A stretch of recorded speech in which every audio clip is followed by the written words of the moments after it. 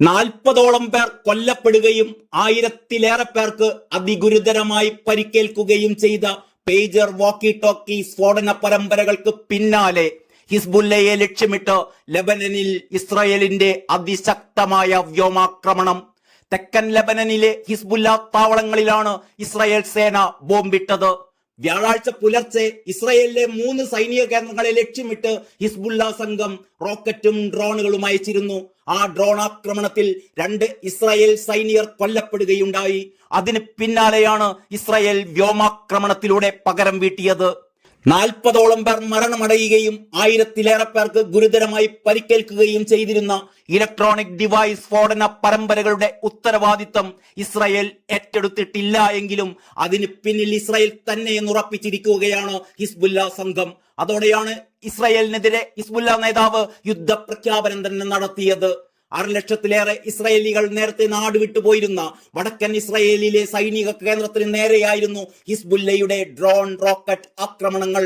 2 പേർ കൊല്ലപ്പെട്ട ആ ആക്രമണങ്ങളിൽ 9 പേർക്ക് പരിക്കേറ്റതായും റിപ്പോർട്ടുകൾ പറയുന്നു. ഇതിനെ തുടർന്നായിരുന്നു ലെബനന്റെ തെക്കൻ മേഖലയിൽ ഹിസ്ബുല്ലയുടെ ആയുധ കേന്ദ്രങ്ങളിൽ ഇസ്രായേൽ വൻ ആക്രമണം തന്നെ അഴിച്ചുവിട്ടത്. ഭീകര കേന്ദ്രങ്ങളിൽ സൂക്ഷിച്ചിരുന്ന 100 കണക്കിന് റോക്കറ്റ് ലോഞ്ചർ ബാരലുകളാണ് ഇസ്രായേൽ സേന യുദ്ധവിമാനങ്ങൾ ഉപയോഗിച്ച് തകർത്തിട്ടത്. ഇസ്രായേലിലേക്ക് വെടിവെക്കുന്നതിന് വേണ്ടിയായിരുന്നു ഹിസ്ബുല്ല സംഘം ഇവയത്രയും ഉപയോഗിച്ചിരുന്നത്. ഇസ്രായേലിന്റെ സ്വയം പ്രതിരോധത്തിന്റെ ഭാഗമായി ഹിസ്ബുല്ലയുടെ അടിസ്ഥാന സൗകര്യങ്ങളും അവരുടെ സൈനിക ശേഷിയും നശിപ്പിക്കുന്നത് വരും ദിവസങ്ങളിലും ഇസ്രായേൽ പ്രതിരോധ സേന തുടരുമെന്ന് IDFന്റെ പ്രസ്താവനയിൽ പറയുന്നു.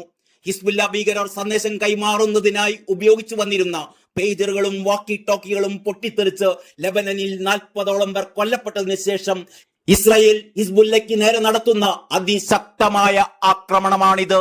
ഹിസ്ബുല്ലയ്ക്കെതിരെ സൈനിക നടപടി തുടരുമെന്ന് തന്നെയാണ് ഇസ്രായേൽ പ്രതിരോധ മന്ത്രി യോവ് ഗാലന്റ് അറിയിച്ചിട്ടുള്ളത്. മേഖലയിൽ സംഘർഷം രൂക്ഷമായേക്കാമെന്ന ആശങ്ക US ഉൾപ്പെടെയുള്ള രാജ്യങ്ങൾ പങ്കുവെക്കുന്നു. ഒരാഴ്ചയായി ഇസ്രായേലും ഹിസ്ബുല്ലയും തമ്മിലുള്ള പോരാട്ടം അതിരൂക്ഷമായി കൊണ്ടിരിക്കുകയാണ്. സംഘർഷത്തിന് അയവ് വരുത്താൻ എത്രയും വേഗം വെടിനിർത്തൽ നടപ്പിലാക്കണമെന്ന് ബ്രിട്ടീഷ് വിദേശകാര്യ സെക്രട്ടറി ഡേവിഡ് ലാമിയും ആവശ്യപ്പെട്ടിട്ടുണ്ട്.